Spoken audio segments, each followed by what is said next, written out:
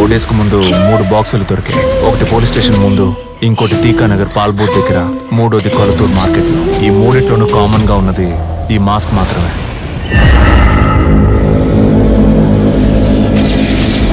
గుర్తుపట్టగలిగారు sir? Sir ఇది అయ్యేటట్టు నాకు అనిపించట్లేదు. శివాని వెంటనే రమ్మని చెప్పలేదు. ఎవరు సార్ అతను? ఈయన పేరే శివ. ఎంత దారుణమైన ముఖాన్ని కూడా అలా అక్యూట్గా గీసే ఫేషియల్ రీకన్స్ట్రక్షన్ ఆర్టిస్ట్.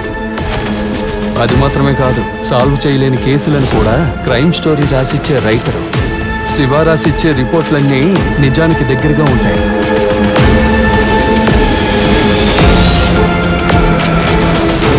డాగ్ ద్వారా కూడా లీడ్ దొరకకూడదని బాడీ మొత్తం పర్ఫ్యూమ్ చల్లేస్తున్నారు.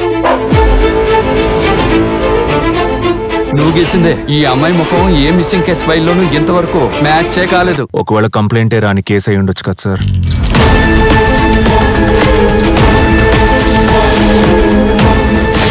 8 బాడీలు నీళ్లలోనే దొరికాయి.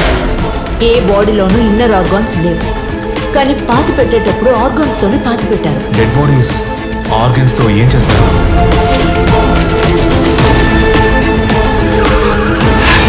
క్రైమ్ సీన్ రాసి ఇవ్వడంతో ఆపేయండికో. చేతులు సెపరేట్ గా, కాళ్ళు సెపరేట్ గా దొరికాయి. మనకి ఇది అవసరం మాకో. రాజేంద్రన్ సార్ నన్ను హెల్ప్ అడగకపోయినా ఈ కేసులో నేను ఉండేవాడిని.